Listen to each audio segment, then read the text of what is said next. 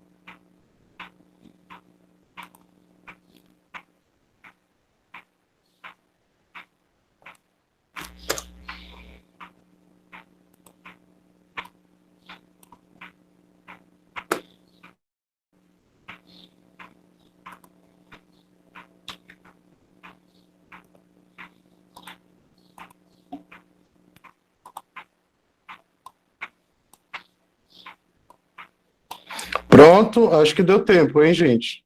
Eu estava organizando aqui porque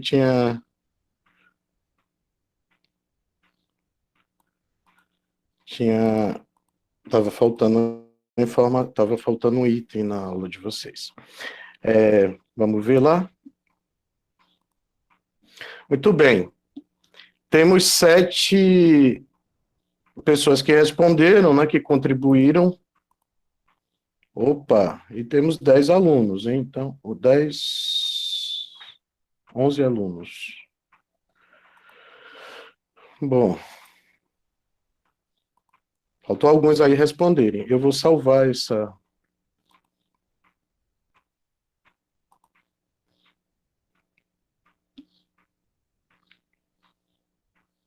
Professor, me tira uma dúvida Diga. sobre essa plataforma, porque eu coloquei uma vez, aí eu tentei colocar mais outra vez, mas não deu certo, só vai uma vez no caso, né, por pessoa.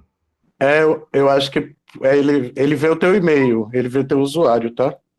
Ah, sim, que eu Deve tentei ser outra isso. vez, mas aí não foi.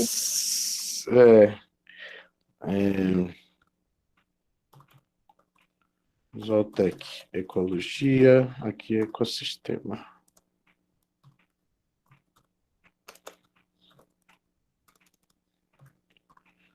Ok. Então, veja, o nosso mapinha de ideias, de palavras, então essa nuvem de palavras, né, na verdade uma nuvem, apareceu aqui nos grandes centros, então ambiente em azul, né, depois seres vivos, vida, ambiente físico e químico, e biológico, né, no caso, seres vivos, diversidade de seres, comunidades, populações. Bacana. Faltou aqui palavra matéria, energia, tá? Que é disso que a gente vai começar a trabalhar hoje. Tá bom, gente? Então, bora lá.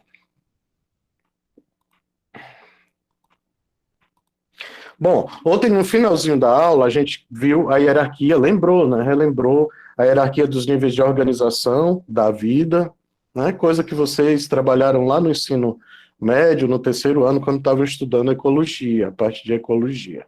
E aí, nessa hierarquia dos níveis de organização, se insere o nosso tema da aula de hoje. A gente começa a aprofundar esses fundamentos de ecologia para abarcar agora a compreensão do ecossistema, desse nível de organização, então, que contempla não só os componentes bióticos vivos, né, no nível de indivíduo, população, comunidades. Faltou um nível aqui na intermediário de comunidades antes de apresentar o nível de ecossistemas. Os ecossistemas, então, são esses componentes vivos, né, indivíduos, populações, comunidades, interagindo entre si, no mesmo ambiente, sim, muito bem, físico, químico e biológico. Esse é o componente biológico, vivo.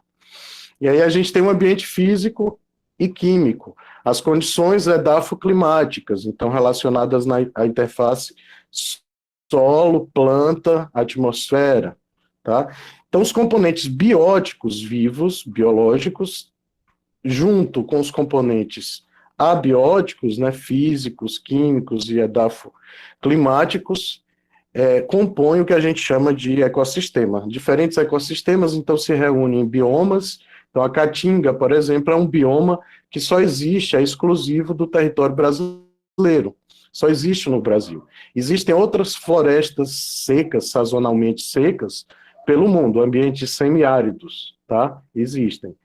Mas com as características, né, os ecossistemas que a gente apresenta aqui na Caatinga, sim, ele é um bioma exclusivo do território brasileiro, tá? Então, os conjuntos, então, dos biomas do mundo formam a biosfera, que é o nível maior de organização, né, de hierarquia da vida. Então, a gente apresentou as definições básicas de espécie, populações, comunidades e ecossistema. Então, a gente viu o ecossistema, de novo, formado pelas comunidades, né, pela comunidade, a biocenose, conjunto do componente vivo, e o ambiente não vivo de uma determinada área, tá? Aqui, retomando só o conceito de comunidade, né, então, o conjunto de todas aquelas populações podem ser, inclusive, espécies, né, populações de espécies de micro-organismos, e, claro, animais, vegetais existentes, e fungos, né, existentes em uma determinada área, eles vão formar isso que a gente está chamando de comunidade. O detalhe aí que em ecologia, a gente às vezes estuda assim, a comunidade vegetal, a comunidade animal, a comunidade micológica ou micótica, né, para os fungos. Então, a gente compartimentaliza algumas vezes, né, o estudo da ecologia nesse sentido. Mas, como inclusive está proposto na atividade de vocês, a leitura daquele artigo é interessante, para a gente pensar a ecologia, essa é a tendência que a gente caminha, né, que a gente vem desenvolvendo a ecologia, é a tendência da análise sistêmica, né, então do nível sistêmico, do estudo de sistemas. Então, quando a gente estuda o ecossistema, a gente está estudando um sistema. No nome já está implícita essa ideia, né? Ecossistema. E aí, esses são os componentes bióticos, então, quando a gente fala de comunidade. E aí, o conjunto formado por regime de chuva, temperatura, luz, umidade, minerais do solo, enfim, toda a parte não viva é o que a gente chama de componentes abióticos. Estou só reforçando, toda hora eu estou falando disso, tá bom? E aí a noção de ecossistema, né? Então, em um determinado local, seja uma vegetação de cerrado, caatinga, mata ciliar, manguezal, floresta amazônica, a Mata Atlântica, né? Todas as relações dos organismos entre si, então dos componentes biológicos, né, da biocenose, das comunidades, mas também a interação deles com esses fatores abióticos, né, numa mesma área, a gente chama de ecossistema. Dentro do conceito de ecossistema, a gente ainda tem que definir habitat, né, então essa noção de que o local, o habitat é o endereço, onde a gente encontra uma ou mais espécies, se a gente estiver falando de comunidade. Então, lá, o habitat do lobo-guará é o cerrado. O nicho ecológico é o papel, é como se fosse a profissão, né? É a principal função daquele organismo ali no meio, né? Então, a unidade mais íntima da distribuição de uma espécie, é o modo peculiar de que cada grupo, né, de organismo, como é que ele obtém energia dentro do seu habitat, como é que ele captura alimento, como é que ele sobrevive dentro daquele habitat. Então, por exemplo, eu posso dizer que o nicho ecológico da minhoca é ser detritívoro. Então, ela é um animal subterrâneo, né? Cava galerias no solo em busca de alimento. Então, ao fazer isso, ela tem um papel ecológico que é, claro, reciclar matéria orgânica, reciclar nutrientes e arejar o solo, né, descompactar o solo. Então, a minhoca tem esse nicho ecológico de detritívoro. Um predador de topo, uma onça, um leão, né, um lobo-guará, animais carnívoros, eles vão ter, então, um papel ecológico importante, um nicho ecológico importante, que é ser predadores, né, de determinados itens alimentares naquele mesmo espaço. Alguns conceitos técnicos, né? Então já falamos muito da palavra ambiente, ela pode significar, envolver, ela engloba muitas concepções, né?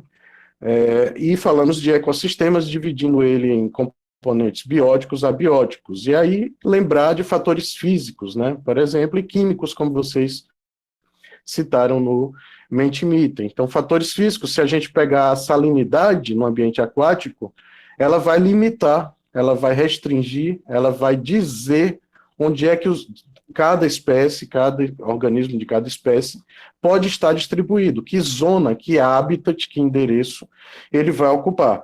Para animais marinhos, né, essa cota de 15% a 40% de salinidade, né, a gente chama de ambientes de animais, de organismos eurialinos, ou estenoalinos, isso se aplica a algas também, né, a seres do reino plânter, que estão ali no ambiente marinho, estenoalinos, 25% a 40% de salinidade, estuarinos, 18% a 30%, ou 5% a 18%, e vão ter esses termos, tá? Não quero que vocês fiquem presos a esses termos, é só para saber que existem essas categorias. E os ambientes docícolas, né? Eu prefiro o termo dulceaquícolas, que são os de água doce. Então, oligoalinos, né, até 5% de salinidade, ou liminoalinos, tem águas que têm praticamente 0% de salinidade. E aí entra a parte de níveis de organização ecológica, então em populações, comunidades, o nível de espécie, o nível de organismo. Falamos disso ontem, né? Falamos também de biocenose ou biogeocenose, é quando a vida e o componente da crosta, dos minérios, das rochas, do tipo de solo, daquele lugar, eles interagem. A gente chama isso de biogeocenose. E aí os conceitos de bioma, biosfera e biosfera, que também é chamado de ecosfera. Um modelo teórico, então, geral, global, para um ecossistema, para os ecossistemas, pode ser esse modelo que vocês estão vendo na tela. Então, por isso, de novo, a importância da gente fazer análises sistêmicas, né? Então, contemplando mesmo um sistema que, nisso, implica que tem várias partes, componentes distintos interatuando. Então, a primeira coisa que a gente vê aqui, né, é um ambiente de entrada. Então, as formas de energia, né, que pode ser alimento, mesmo dietas, itens de alimentares, né, dietas diferentes. Então, por exemplo, uma lagarta, isso podem ser folhas, né, de árvores, de plantas. Para animais que fazem fotossíntese, para essas plantas que as lagartas consomem, é a energia da luz do sol, né, que é captada por esses organismos autotróficos que fazem fotossíntese, fabricam seu próprio alimento a partir da energia solar, né, através de uma série de reações químicas que vai necessitar de água e sais minerais. A partir de água, luz e sais minerais, esses seres fotossintetizantes produzem carboidratos simples, glicose, né, e liberam para a atmosfera o oxigênio. Então, eles usam gás carbônico e liberam oxigênio que vai ser utilizado por organismos aeróbicos, né, que dependem do oxigênio, como nós e a maioria dos outros animais, tá certo? Então, entra aqui materiais e organismos, né, dietas que são alimento que é o bicho inteiro, um animal inteiro, ou um pé de capim inteiro, no caso de um ruminante, que vai comendo o pasto ali, então vai arrancando indivíduos de uma população, né, indivíduos inteiros como item alimentar de uma população. Então, lembrar que sempre os itens da dieta, de alimento, que está na base da necessidade, né, de alimentar essa energia que garante o desenvolvimento, a sobrevivência, a reprodução, etc., dos organismos, pode ser um item, um organismo inteiro ou partes dele, né? Então, quando a gente fala de leite, mel, também são itens, né, da dieta e são subprodutos de partes de animais, por exemplo, tá certo? Aqui no centro, então, o sistema e entre ele, esses componentes de entrada e os de saída. Claro, de saída, parte dessa energia é liberada, né, materiais processados, excreta, fezes, urinas, e a própria emigração de organismos. Quando indivíduos dessa população que eu participo, eles vão para outro lugar, né? Como os cidadãos paulistanos que vão tentar a sorte de São Paulo por um tempo que seja, né, e podem eventualmente voltar. Tá? Então, basicamente, esse é o esquema, né, de um modelo teórico para o ecossistema. E os ecossistemas podem ser, claro, terrestres, né, ou aquáticos. Vão ter aquela mesma estrutura, ser baseados naquele mesmo modelo. Ambos têm como fonte de energia principal a energia solar. Daqui a pouco vocês vão lembrar por quê, né? Porque ela alimenta, ela mantém a base da pirâmide, que são os produtores, né? Quando eu falo produtores, é um nível ecológico no ecossistema, que são daqueles seres fotossintetizantes, aqueles seres que produzem alimento ou servem de alimento para outros organismos que estão nos níveis hierárquicos, né, superiores, por exemplo, que a gente chama de consumidores, né? Então, as plantas, no ambiente terrestre, as algas, no ambiente aquático, elas são seres produtores, captam a energia solar, produzem fotossíntese, através da fotossíntese, produzem o próprio alimento e elas em si vão ser importantes como dieta alimentar para os consumidores herbívoros, que se alimentam exclusivamente de vegetais, e também vão fornecer oxigênio para esse ecossistema, para os dois ecossistemas, tanto o terrestre quanto o aquático, sim, porque o oxigênio e o gás carbônico estão dissolvidos na água, né, no ambiente aquático. Ok? A gente tem, então, um extrato autotrófico, que é mantido pela energia solar, então no ambiente aquático, normalmente são as primeiras camadas, onde a luz penetra com maior intensidade, depois vai ficando escuro, né, o ambiente. Então, os seres fotossintéticos ocupam fitoplâncton, no caso, no ambiente aquático, ocupa normalmente as camadas superiores, superficiais, tá? E o extrato heterotrófico, então, dos alimentos, dos organismos que dependem de se alimentar, né, desse material produzido pelos autótrofos, pelos seres fotossintetizantes, tá? Em todo caso, a gente vai ter ou o solo no ambiente terrestre, ou os sedimentos, né, a parte do fundo do corpo d'água, e uma matriz, em ambos os casos, uma matriz geológica, né, que são as rochas, né, as camadas mais profundas depois do solo. Nesse compartimento, né, solo e sedimentos, tem muitos organismos que são organismos decompositores, né? Então fungos e bactérias, especialmente, que vão decompor restos de animais, de plantas ou cadáveres, né? De organismos mortos, no caso dos animais inteiros, né? Que morrem e ficam ali no fundo.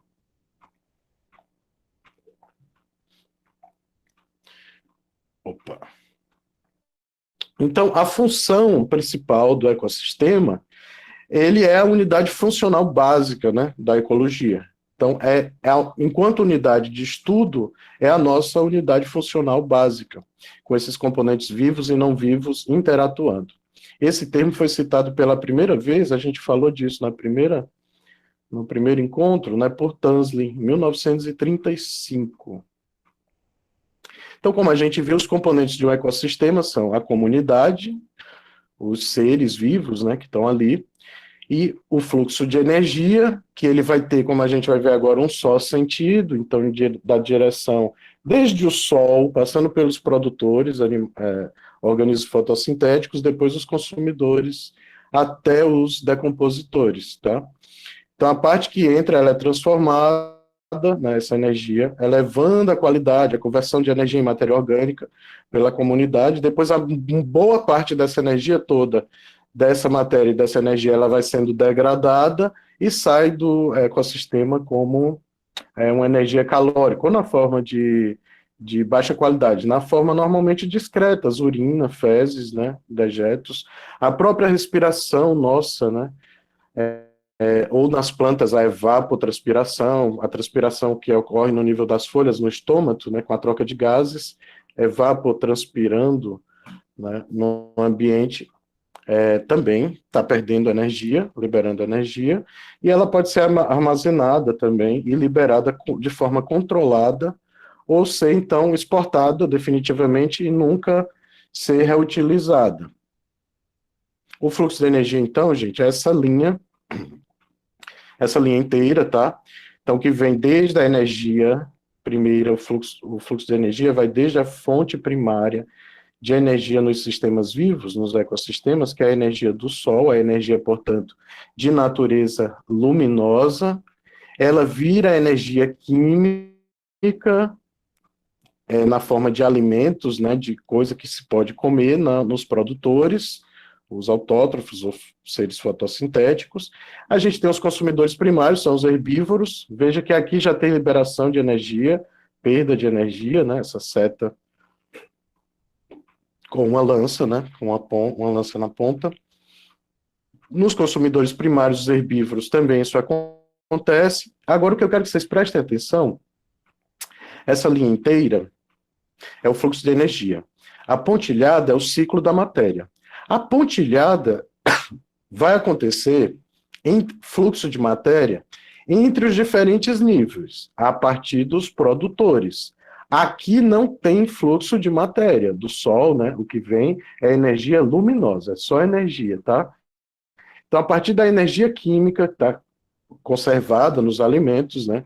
eu posso ter, claro, a energia mecânica, por exemplo, os animais se movimentando, né? Então, para eu dar essa aula agora, eu estou gastando energia mecânica, mas que vem da energia química dos alimentos que eu comi. Hoje eu tomei, né, comi quase nada, então acordei super enjoado, como eu disse a vocês, dando aula desde as 7h15.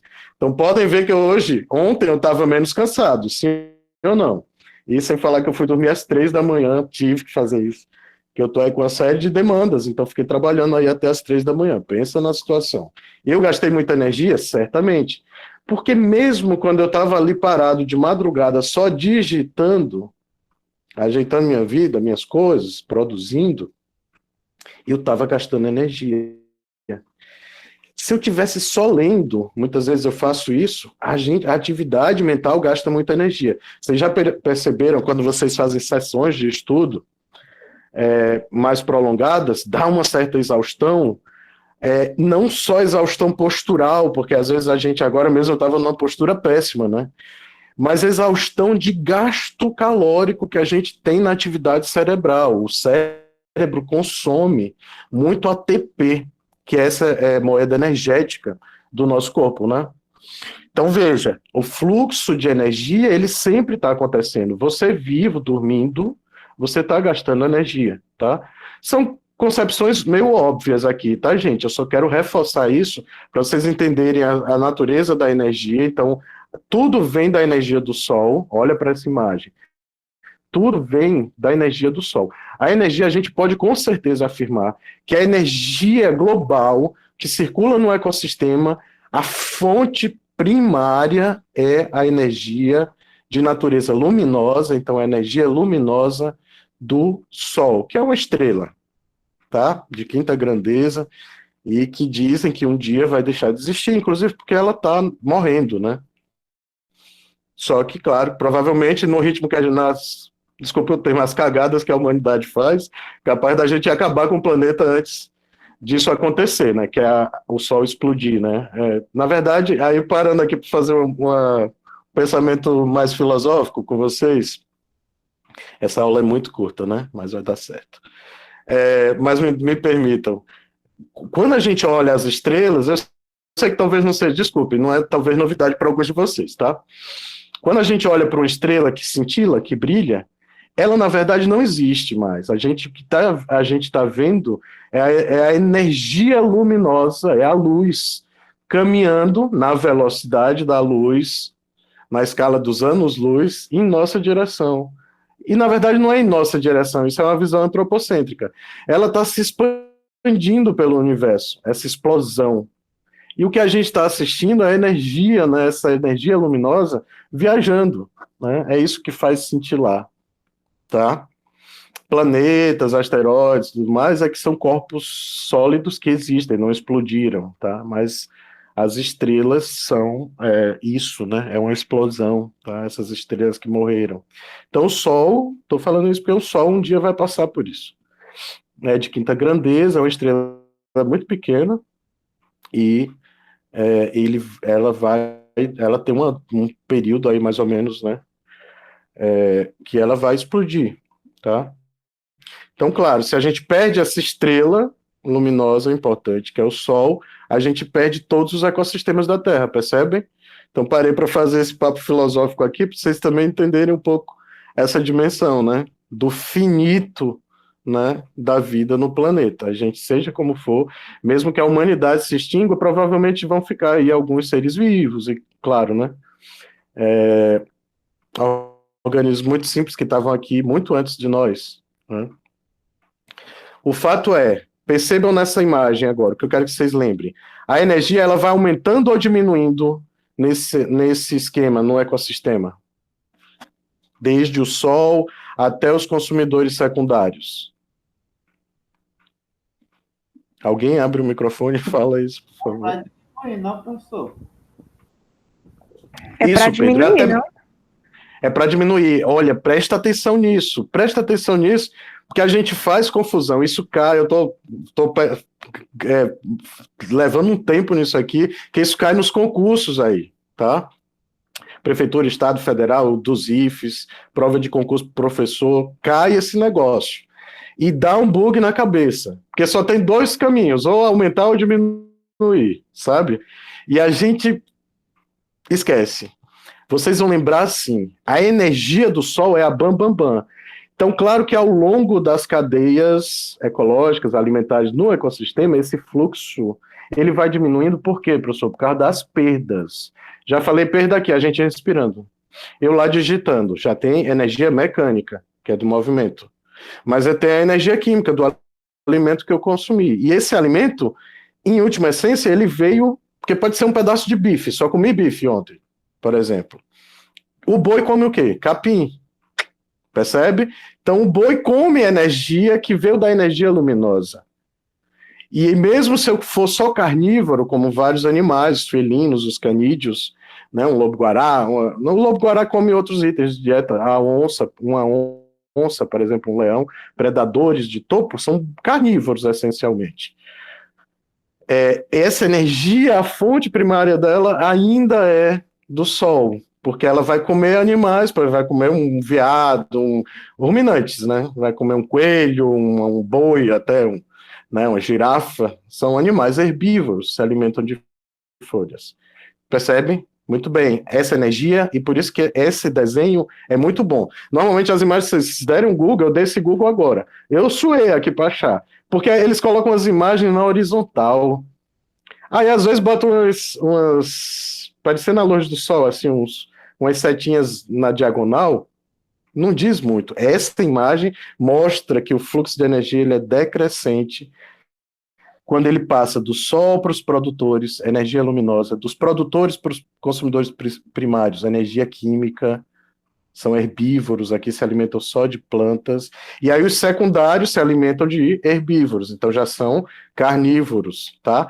Mas em todos esses níveis, secundário, terciário, quaternário, tá? E por aí em diante, claro, no ecossistema em condições reais, isso aqui é um modelo. Condições reais, você tem vários níveis, né, de consumidores. Ela vai diminuindo, porque essas setas grandes com lança, elas são perdas. Inclusive os decompositores, né, então que estão lá na carcaça de um animal morto, eles estão perdendo energia também, tá?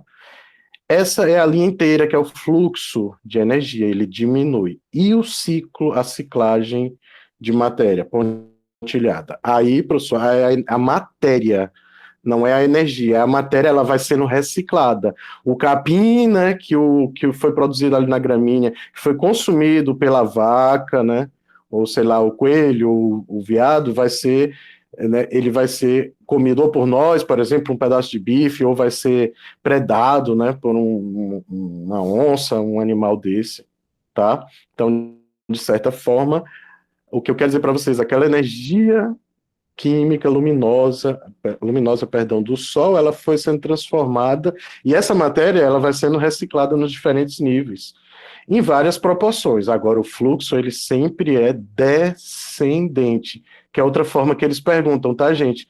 Tá lá na questão, não sei o que, descendente ou ascendente, aí você buga na hora. Descendente, tá bom? Desculpe ter perdido tanto tempo aqui, mas é um item muito importante, talvez a parte mais importante da aula, tá? Aí vem agora o que eu estava falando, né? A ciclagem de nutrientes, né? Ela pode ocorrer, como a gente viu inúmeras vezes, de trocas, né, de matéria, reciclagem de matéria ao longo dos diferentes níveis tróficos. Sua eficiência, taxa de importação e exportação de nutrientes depende basicamente do tipo de ecossistema. Então, para começar, se ele é terrestre, aquático, né? O nível de complexidade, quantas espécies tem ali, tá? Tem muita variação sazonal de fatores físico-químicos ou edafoclimáticos, por exemplo, estações do ano bem definidas. Então, várias coisas repercutem, né, nessa eficiência da ciclagem de matéria, né, e na quantidade, né, na biomassa de matéria que é reciclada. Todo o ecossistema tem uma estrutura trófica, é isso que a gente acabou de ver, produtores, consumidor primário, secundário, terciário, decompositores. Trófos quer dizer alimento, nutrição, vem de trófe, né, do grego, aqui é um termo grego. Então a gente tem, como viu, um extrato autotrófico, que faz uma autoalimentação superior, ele é o grupo dos produtores, e o extrato heterotrófico, né, que vai ser alimentador de outro, né, na sequência da cadeia, a energia diminuindo, mas eu tenho diferentes níveis tróficos de consumidores. Tá? A gente chama de ecologia extrato inferior. Eu não gosto desse termo, mas deixei aqui porque é um termo técnico. Superior, no caso, porque tem mais energia, os produtores, tá? Inferiores, os consumidores, até os predadores de topo de cadeia, né, como chama.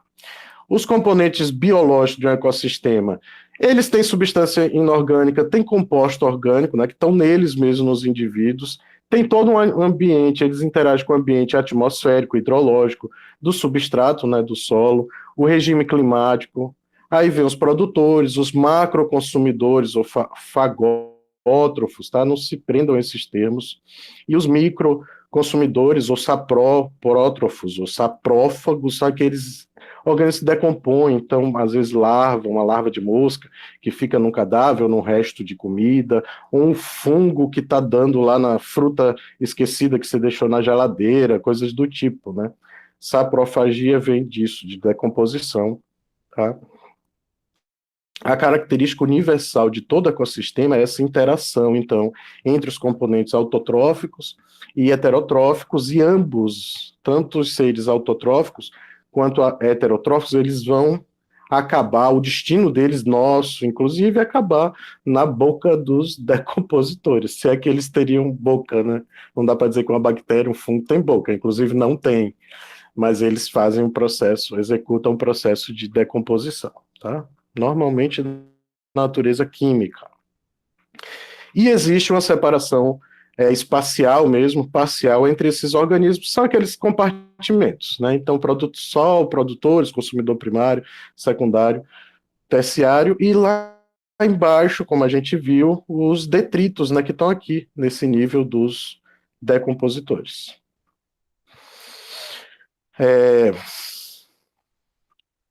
Então, a estrutura, né, para a gente estudar um ecossistema, eu posso estudar ele inteiro, holológico, esse seria o sonho, né, em ecologia, a gente é como a sustentabilidade, a gente fica caminhando, tentando caminhar para isso.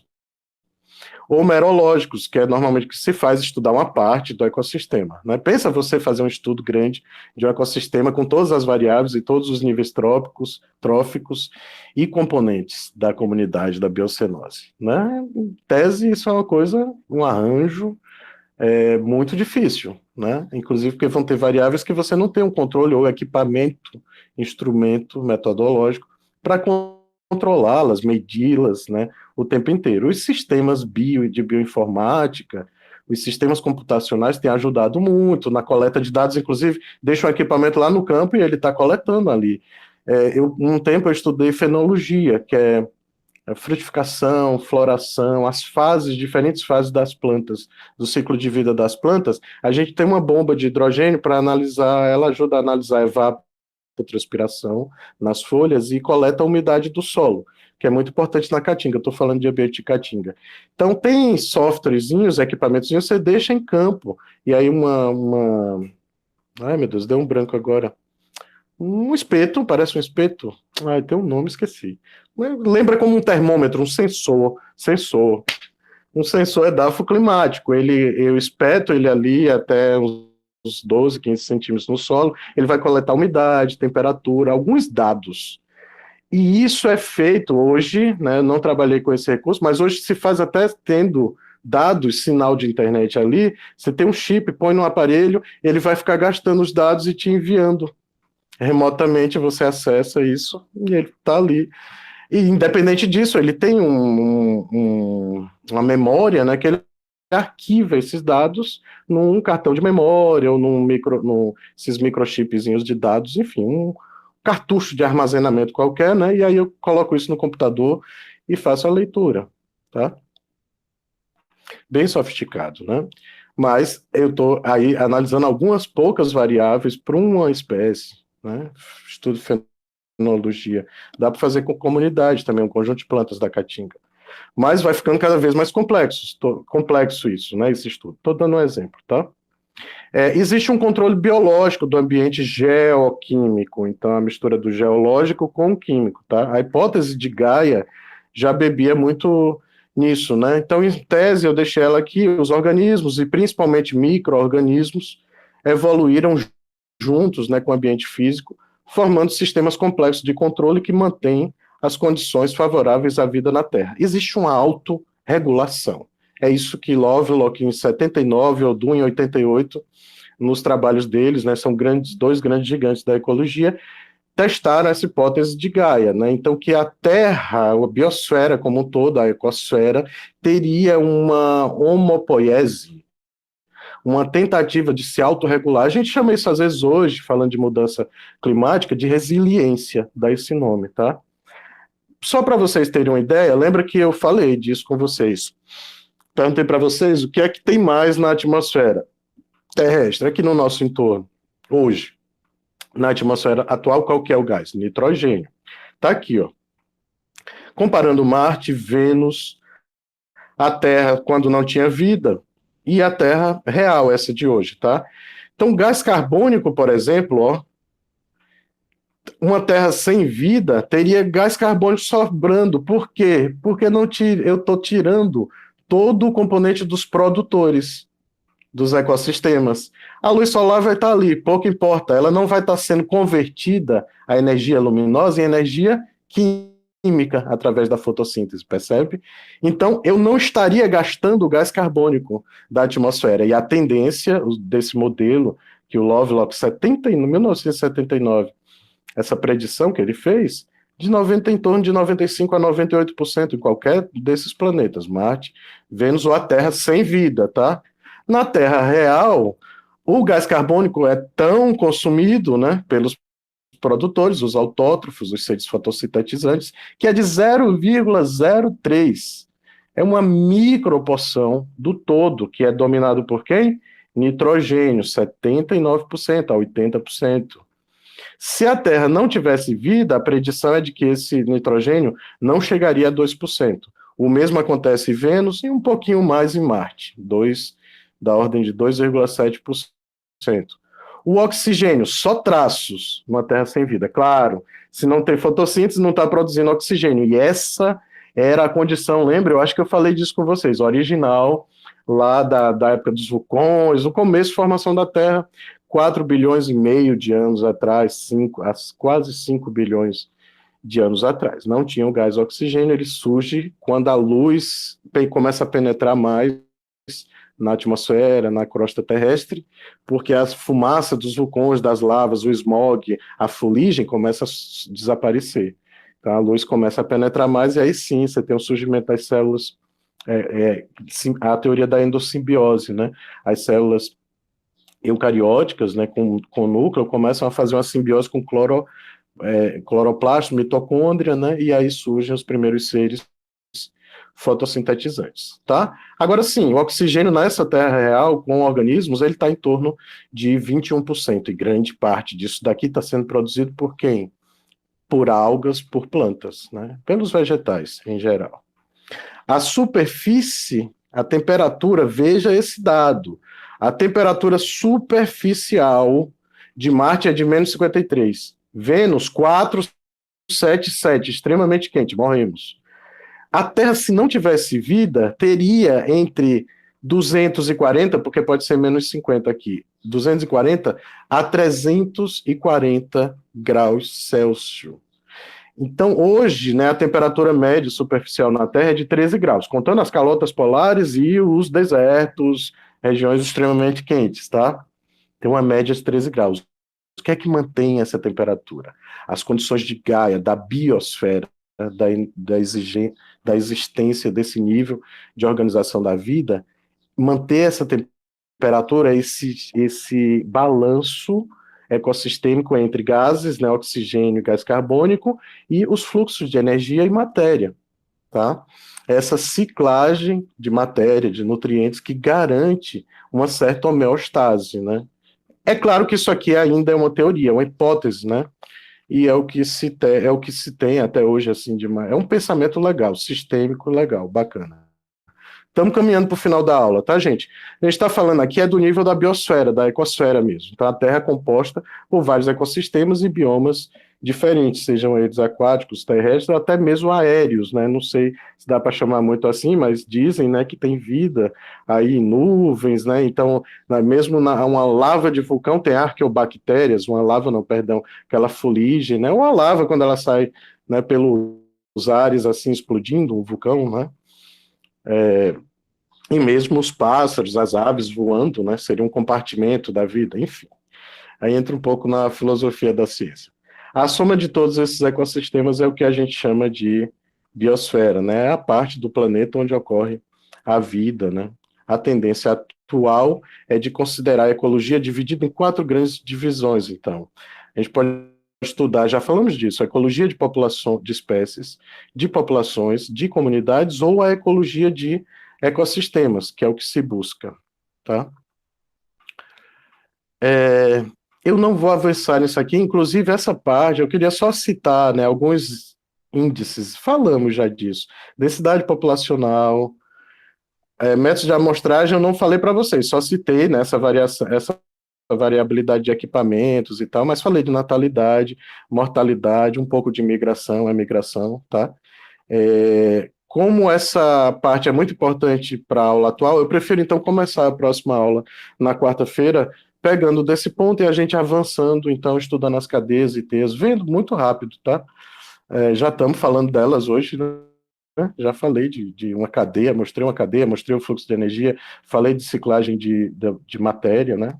Para vocês, tá? E aqui seria uma síntese com alguns outros fatores que regulam as populações, né? Predação, competição, parasitismo, alimentação, espaço, clima, enfermidades, né? Doenças, aumento nos genótipos, problema genético, mudança da biologia reprodutiva, tudo isso a gente vai estudar na unidade 2, tá? Eu só a proposta aqui era só citar. E aí a gente começa a falar de cadeia alimentar, que na verdade está previsto para a semana que vem, dia 23, quarta-feira, tá certo, gente? Temos duas aulas lá. E vocês estão vendo que eu estou bem cansado, né? Também. Então tá certo, falta 5 minutos para acabar o nosso tempo. Eu acho que tá bom a gente ficar por aqui, certo? É a minha proposta. Tudo bem para vocês? Alguma dúvida? Comentário? Deixa eu salvar isso aqui que eu mexi. Vocês viram que eu mexi. Eu estava atrás de uma boa imagem do fluxo de energia. E não uma imagem que a energia fica horizontal. Aquela está perfeita que a gente vê descendente. Me digam, tranquilo para vocês? Assinem o nome completo no chat, por favor. Isso. Gente, por favor, não se acanhem, pelo menos na minha disciplina. E ecologia dá para a gente bater um papo, certo? Então sempre coloque suas ideias, não tenha vergonha. Eu sei que vocês não têm essa timidez toda, às vezes é só aqui mesmo. Então, abram o microfone quando vocês quiserem mesmo, certo? A gente vai ter a oportunidade de fazer isso. Meninos, tô brincando, não vou colocar vocês para fazer seminário, mas eu gosto que vocês participem, tá certo? Por favor. Ok? Todo mundo assinou? Quem assinou e não tem dúvida já pode ir saindo. Eu vou desligar a gravação para não ficar muito extenso. A gente começou um pouquinho atrasado, né? 5 minutos, mais ou menos. Mas tranquilo. Valeu, se cuidem. Até mais.